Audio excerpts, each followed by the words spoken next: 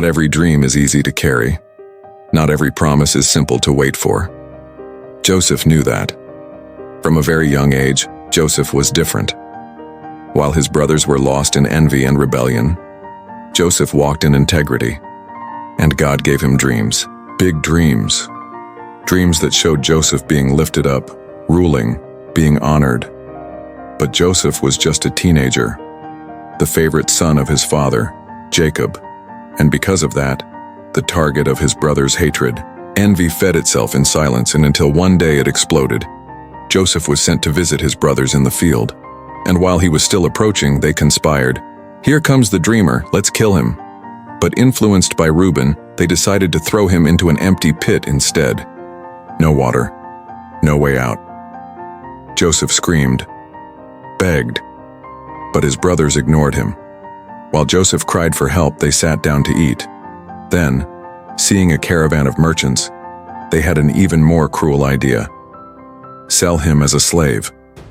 Joseph, the dreamer, was sold for 20 pieces of silver, chained and taken to Egypt. To Jacob, his father, they said a wild animal had devoured him, and Jacob wept inconsolably. But Joseph was not dead. He was being prepared. In Egypt, Joseph was sold to Potiphar, the captain of Pharaoh's guard. Even as a slave, Joseph kept his integrity. He worked with excellence, and God was with him. Everything Joseph touched prospered. Potiphar saw that, and placed Joseph in charge of his entire household. But where there is light, there is also opposition. Potiphar's wife tried to seduce Joseph, day after day. But Joseph resisted, refused to sin against God, and for remaining faithful, he was falsely accused and thrown into prison. Once again, it seemed the dreams were dying, but even in prison, God was with Joseph. The warden trusted Joseph.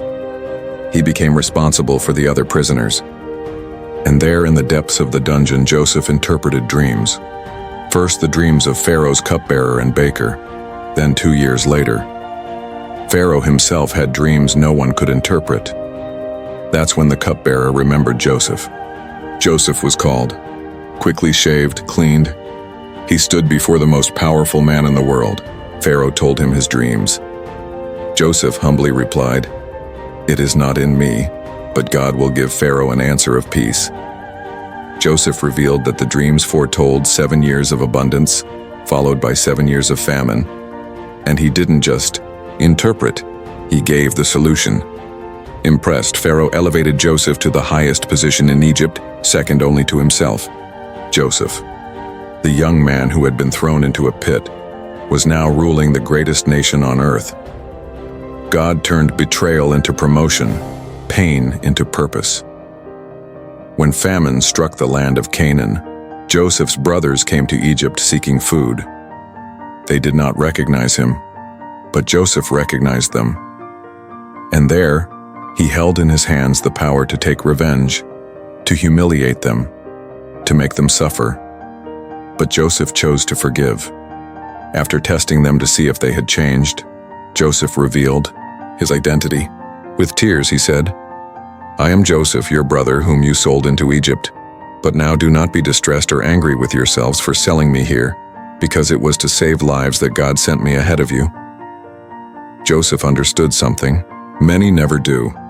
What was meant for evil, God turned for good. Today, maybe you feel betrayed, abandoned, wronged. Maybe you're at the bottom of a pit, or in an invisible prison of doubts and fears. But remember, the God who was with Joseph is with you. The prison wasn't the end. It was just the process. The pit wasn't the defeat. It was only the beginning. God is using every tear, every injustice, every waiting season to shape in you the destiny He dreamed. Be faithful, be upright, trust. Because one day, what seemed like the end will be just the beginning of your purpose, and you will look back and say, "It was God." If you enjoyed this story, subscribe to our channel, leave a comment, and share it. Thank you for staying with us until the end. God bless you.